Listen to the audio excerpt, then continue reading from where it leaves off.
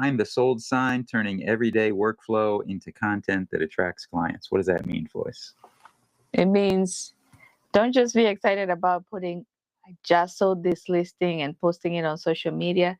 You might be missing out on some great content creation opportunities of showing your workflow, how you work. It's about being transparent. It's about what Gary Vee says. If you follow Gary Vaynerchuk, Gary Vee, he talks a lot about document, don't create. Yeah. Meaning that document your day and share, be transparent with what you're doing without trying to create something from scratch. And that's a great way to create content and build community. Now, I have in my notes here that some of the examples that you can use to do this is maybe you getting started with your day. If you have meetings with your team, let's say if you're a team leader, the whiteboard, all those ideas that you brainstorm with your teams, and also you can maybe show a report that you send to your buyer, but blur the names, be compliant, don't show private information, but just a snippet so that people can see your processes. I've seen Ryan Serhant do this. He does some episodes where he works with he's showing his assistants, going through his schedule for the day, and they're talking about, they bleep some of the stuff, but they're talking about what they do on the daily. So that's a good way to do that. And then you can also do a drive-by video. You're driving by your listing, your new listing. So those are some of the ways off the cuff that I can think of that realtors can document. Yeah, show the messy whiteboard in your office and reveal your process. Yeah. A lot of people now, the pushback on this is people say what, Floyce? They say, I don't want to give away my secret sauce. Or I don't think people care about that. Or they say, I don't think people care. Or they say, I'm not comfortable appearing on camera. So let's break those down. Let's unpack those common objections to this. Number one, secret sauce. You do have to have a balance. If you're in a very competitive market and there's things that you don't want to share, then you shouldn't. And obviously you have to be compliant with privacy with your clients. A lot of people will not show their client's face or get permission, and no names, or maybe just first names or an alternate name that you could use, make a character of some kind. Sometimes you can just show hands or feet or something like that. They'll put the phone down low and not show the face. Yeah. The important thing is you're telling a story about the process. So number two objection is what? Who's going to care about this? Why would anybody care? And I think the answer to that is you might be surprised if you are consistent about stitching this together as a story. Then that's what makes people care, the storytelling aspect of it. You're being transparent. And in the age of AI, we talked about this on yesterday's live, AI slop. Yeah. In the age of AI slop, raw and authentic is really getting attention. Yeah. And I think this also goes into your marketing efforts. If you're going to do an ad about that property, you can show behind the scenes how you took it from nothing to something, or if it's a vacant land that you're developing into a whole, that you're looking for a developer to work it into a whole full-blown project. So that's a good way. So now, Steve, you are a big believer on build in public. In like a minute, tell us where this idea came from initially. What industries are using this? So the term building in public comes from Silicon Valley. There's this new generation of founders that are founding these billion-dollar companies, are raising 50, 100, $200 million at a time through digital marketing and doing what they call build in public. It's sort of the Gary Vee document instead of create idea that they take and show the process as they are building it. You might also see it on TikTok. There's a candy company that did this. They got really successful. They started in their garage, and then they documented their process all the way through to getting a big warehouse and going national and then international and hiring 50, 100 people. And they took us, the viewer, all the way through the process. And of course, they had a great success with it. Now, how can you as a realtor take this and use what the new gen Silicon Valley founders are doing, use what that candy company founder was doing? You can tell your own story and bring people along on the process instead of being a black box. And that's a great way to connect with your audience and build a community with time. So let's go to segment 2, residential examples. If you're in residential real estate, here are some of the things that you can do or document while you're working. The first thing is showing day moments. If you have a showing today, I would start by maybe going to my realtor dashboard, look at what time, confirm the time that I put in showing time, and then make sure I text my client so I can document myself. I don't need to show the text, but I can say, hey, I'm just, making sure that this client is aware that we have this showing today, something like that. Or you could sit in the car and just talk about, I'm about to go to a showing. Yeah. This is what I did so far to prepare for it. And this is what I expect, coming up. And then maybe do a follow-up, getting in the car after the showing. Yeah. And to follow this up is home prep. If this is your listing, maybe you can go ahead and also show us when you get there, you're prepping for the showing, turn on the lights, make sure there's no garbage in the door. If it's unoccupied, if it's occupied, just make sure the owner's at home and nobody's in, let's say, in the living room sleeping, or just make sure everything is ready for you to receive the customer that is coming in. Put away pets, maybe something like that. So just taking us along the journey. And then offer talk. If you're about to make an offer, Steve, what do you think?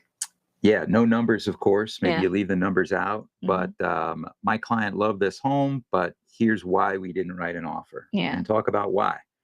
You don't have to name the number. You don't have to name the address. No. And you don't have to name the client. You shouldn't, in fact, for privacy reasons. Yeah. That's not what's important. What's important is the story, and you're explaining your process, right? Your thought process on why not every offer is a great offer. And you're educating the consumer too at the same time. It may look like you're building just authority. Yeah, you're building authority. All right. Then neighborhood check-ins. This, you're very big on this too, the neighborhood hyperlocal approach. Yeah, so this would be maybe a business spotlight, or popping into the local coffee shop or bakery, or one of your favorite places around town that you could pop in and do a quick, it could be 20 seconds, 15 seconds, right? It could be real short, where you give them a shout out. But now you are establishing yourself. That's going to help with your Google My Business too, by the way. I just thought of that. We did a live on GMB, so go back to by taking pictures and making videos that are local. When you're actually in the area. It's geo-targeted. Then closing day reflections. Instead of sold, try here's what almost stopped this deal from closing. So telling the story. Yeah. And a good story always has what? Conflicts or problems that were overcome. Yeah. So I think a lot of realtors like to kind of parade the just sold. The glam of it. Yes. But nobody talks about the problems. And the problems are really what people want to hear, because overcoming conflict and problems is what makes a great story. There was a challenge, we overcame it, and this was the result. And some of these things, maybe there was a financing issue, delay, maybe there was something that came up in inspection that almost, stopped the deal. Maybe the insurance company did not want to do it in the beginning because the roof wasn't So all that stuff is really good to package it and not just stop at, because I see this a lot on social media. Like most realtors have this just sold, just sold, just sold, just sold. Imagine if you had, instead of that just sold flyer, story after story after story about that deal. Like, how did you get to the closing table? That's more powerful, I feel. Take us on the roller coaster ride. Yeah. Yeah. Every deal is a roller coaster ride, right? Yeah. But nobody hears about that. Mm-hmm. Now that we looked at residential, Steve, let's give a scenario for those realtors that are handling commercial real estate. Okay, let's go through 5 examples for commercial real estate. How about that? Yeah. Number 1, we're going to keep it simple, but owners and tenants love real moments too. So number 1, site walks. Mm-hmm. We could do a short clip walking the property. We're checking the parking and the lighting. This stuff matters more than people think, right? Yeah, because if I'm renting, I want to see where that area is in. Like, where is your building? Are there some amenities? What am I? If it's a warehouse, Yeah, you what want to am see I? is there docks? Yeah. What kind of parking is it? Mhm. How many office spaces are there? Yeah. Things like that. So taking us around the property. A second example would be before and after space tours. Yeah, that is great for commercial. An empty suite versus a lease suite. Mm-hmm. That would be a real good one if you could have the foresight to take a short video before and then a short video after. That plays great. Mm-hmm. What's a third example then, Floyce? Then lease tips of the week. Like, people that are leasing a space, they want to get the good and the bad. Don't just highlight the good.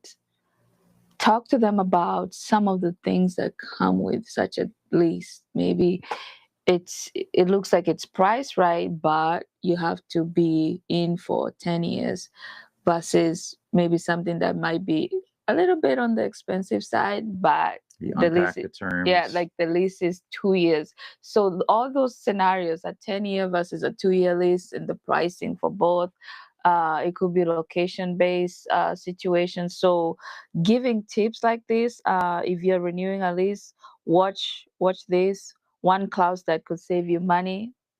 This is good for someone that is about to lease a space. So example number 4, value add snippets. By this we mean like a simple upgrade. Added laundry and you get an extra X dollars per month to maybe a multifamily, right? Mm-hmm. Don't over explain, just give one quick insight. Like some value that you added to add more value to the property. I think that's what we mean here, right? Mm-hmm. Could be what's another example? Maybe some kind of a entitlement. We do a lot with entitlements with land. You could highlight a couple of things there. Something you did with curb appeal for a multifamily. Yeah, shovel-ready land versus just dirt. Yeah. And then the last one is deal walk away moment. We passed on this deal. Here's why. The numbers didn't make sense. This earns trust. So why we walked away from a deal, why this deal wasn't a good fit. That plays really well too. Flip it on its head. Not everything is a perfect deal. You could build your authority and credibility by highlighting why this particular deal wasn't a good fit. Because sometimes it could be the motivation that the buyer has. Why do they want to buy? And then it doesn't fit with what that particular property or land is presenting. Maybe it's in a highway. They want something interior, like in the inside. The price is right, but it's not fitting the needs of the customer. So this doesn't mean that you're talking about the property being bad or something. It's just that it's not tailored for that client's needs. That's good stuff. Yeah. And you've seen this online all the time, right? And you watch it because it holds your interest, because you don't want to just be sold and told all the fluff.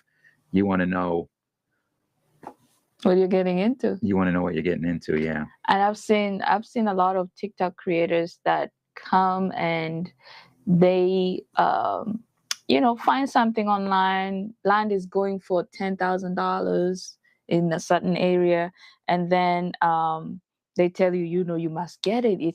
Can you imagine getting 1 acre land for 10,000, let's say? But when you look at it as a buyer, let's say, you find some stuff. You find that it's not near maybe electricity, power. It's not. There's no city sewer connection. You gotta drill your own water. So it's cheap. Talk about the pros and the cons, not just hyping something up, but the negatives and the positives, right? Yeah. That So builds trust and credibility when you talk about both sides. It does. Let's go to segment 4, Steve. And here we're going to talk about compliance, keeping everything safe and smart. Yeah, so just some quick reminders for this kind of transparency. You have to be compliant, be careful. You want to blur addresses or unit numbers. Yeah. Same with names, email addresses, phone numbers. You want to be... Even sometimes location too. Sometimes location, yeah. Even the general location, because people can put 1 and 2 together and know what exactly you're talking about. Right. Sometimes you want to get permission to film. And you want to share your opinions. You want to focus on your opinions and insights more than private details. Yeah. It's very easy to tell a story and without getting into the private details that you can work around. You see it all the time on social media, so just be aware of that. Yes. And what's the final? Talk about the process, not the people. So at the end of the day, whatever you share as you're building in public, make it about the process. Don't make it about the people in that deal, in that case study, in that listing, in that transaction. Talk about the process. Make it about the process, and that way you end up educating. Because when you make it about the people, then you're getting out of track. You're taking it personal when it's supposed to be private, public facing and educating. People should walk out of that content piece feeling educated, feeling like they got something out of it. Like you are not just fluffing, you were giving value after value after value, right? And number 5, Steve? Number 5, how to keep it consistent. This is the hardest thing for this content marketing in general, is to be consistent. Making content, we all can do it. We just can't do it consistently. It's very difficult. And you want to make this part of your routine. And one of the things, the benefits of this style of creating content is that it is just worked into your routine. You're not having to brainstorm and come up with ideas and be a creator as much as just sort of keeping a diary almost. Think of it like journaling almost. You're just documenting your day as you go, which is going to help your process too, by the way. It's going to help you, give you clarity with your strategy and your production. You're being more productive. Yeah. Because all the product tacks always say you should document your day anyway, right? Yeah. Yeah. And I'll share a quick tip here, Steve, before we go to the actual nuggets. I always have, for myself, I always have a tripod in my purse, my bag. I always have a camera, a dash camera holder. I don't know what to call it, but I always have filming gear, little ones, in small places that I know I'm gonna be and I'm gonna need, so that I'm not looking for stuff. Like I'm so intentional. I have my cameras here. I have something in the purse that is going to help me create with my phone. I have something in the car that will help me just stand on, so that it's in my everyday. I'm placing little things to remind me that, hey, you gotta document today. And you have a weekly rhythm, right? Yeah. Break down your weekly rhythm for Monday, Wednesday, Friday, and Sunday that people could follow along. This is a good example where you can structure this and be free flowing, but at the same time, build this into your routine. So Monday could be what? Monday, what I'm working on this week. So make that what you're going to do every Monday. And then Wednesday could be a clip from the field showing inspection or the site or something that you did when you were out of the office. And you don't have to be on camera. Some of these things, just point the camera at whatever you're doing. This is perfect, especially if you're camera shy. Come on. Easy peasy. That's a good point. It doesn't always have to be your face. No. It could be, you could be behind the camera and just talk your way through it. The important thing is take your people on the journey with you. When you go out of the office, take your audience with you. So Friday, so that'd be Monday, Wednesday, and then Friday could be a wrap up of a quick win or a lesson learned, right? Yeah. And then how about Sunday? Sunday, it could be what this week taught me about real estate. And for me, I love doing this with ChatGPT. And I'll tell you why. Because I call them my Sunday rants, like after church, after everything. I sit in a quiet space and I just rant, and I have ChatGPT turn that into either a content piece or tasks for the following week that I can then integrate with my calendar for the following week and have ready to go tasks or things or reminders of things that I was not able to achieve that week. And for the ones that I was able to achieve, maybe a follow-up task, something like that. So I love doing that. Here's a pro tip. Use your phone timer, record 15-second clips, and then stack them up in your camera roll to post later.